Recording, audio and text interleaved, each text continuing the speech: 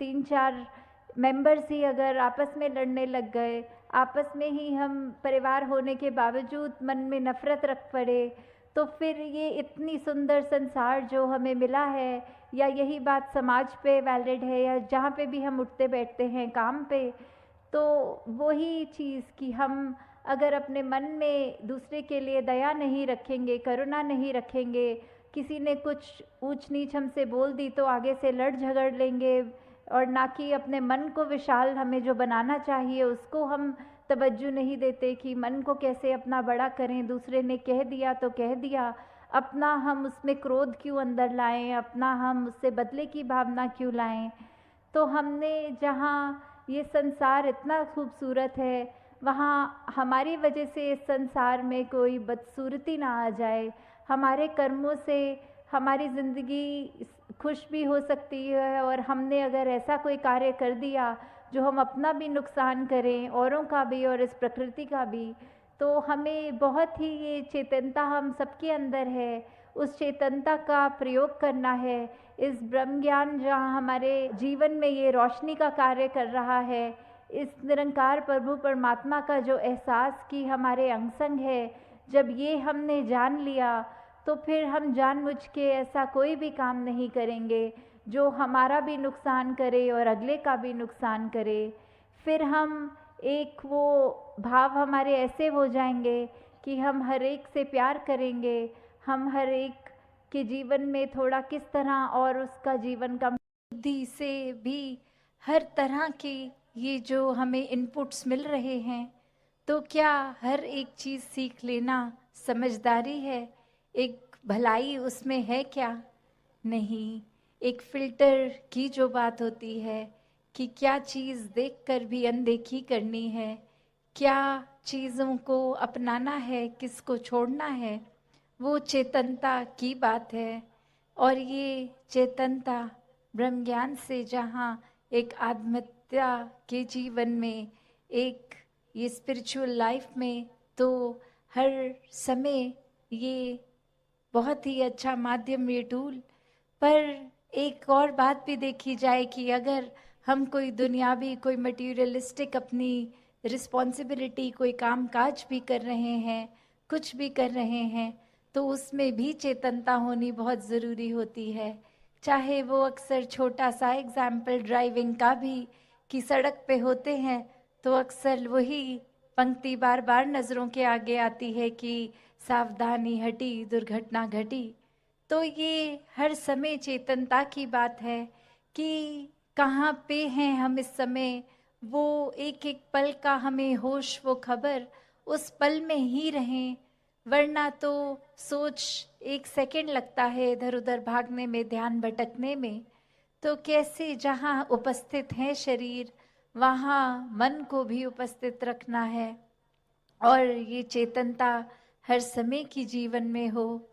तो फिर बात वहीं आती है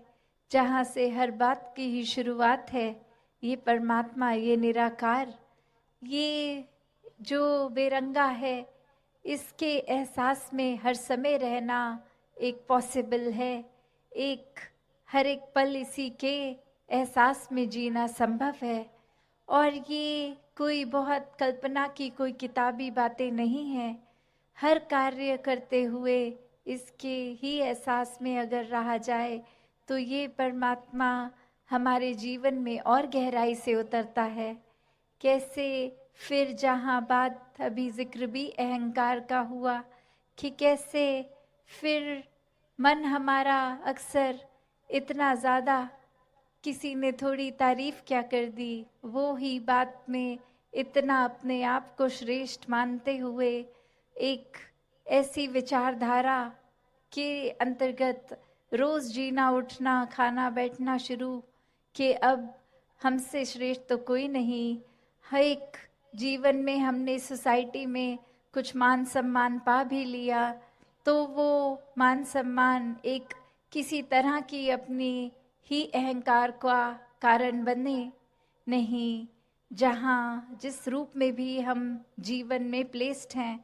वो हमारे लिए अहंकार का कारण नहीं, विनम्रता का कारण होना चाहिए कि अगर कोई जिम्मेवारी किसी रूप में है, चाहे वो घर के ही छोटे यूनिट में जिस तरह का भी, या समाज में या कोई भी, तो वो एक हमें अपॉर्चुनिटी मिल रही है, मौका मिल रहा है और सेवा करने का, अंदर से अपने पात्र को और खाली करने का। क्योंकि फिर वही बात जहाँ एक फाइन लाइन होती है, एक बहुत ही संकीर्ण सी एक रेखा, जो एक हमारे मनोबल की बात और एक अहंकार की बात, कि कैसे एक हम अपनी सेल्फ रिस्पेक्ट और ईगो के बीच में जो एक लाइन है, कि अक्सर हम ये बात तो हर किसी को सिखाया जाता है कि एक दूसरे का मनोबल बढ़ाओ, वो मोटिवेशन बढ़ाओ, पर कहाँ वो मोटिवेशन को अब हमारे ही मन में हमने उस तरह लेना है कि वो एक जिस काम के लिए है वो अपना काम उस तरह करे, वो अहंकार की तरफ ना जाए। अक्सर सूक्ष्म अहंकार की भी बात होती है कि हमें पता तक नहीं चलता कि कब एक एक छोटी सी जगह से ही हमारे अंदर अहंकार धीरे धीरे घुस रहा है। चाहे वो कोई बड़ा एपिसोड, कोई बड़ी घटना ना हो, एक छोटी सी ही चीज़ कि किसी का कुछ अपने आप से तुलना करके हमने देखा कि उससे ज़्यादा अच्छे हो गए हम किसी बात में, और वहीं किसी के ना जताने पर भी खुद ही इस बात को मन में अहंकार के रूप में लेते जाते हैं, तो फिर ये अहंकार तो अपना घर बनाएगा ही मन में, और साथ ही ये परमात्मा उतना मन से जाएगा भी। तो हमें किसको टिकाना है, किसको नहीं, ये शरीर की भी जब बात हो रही है, तो हाँ, ये आत्मा जो है वो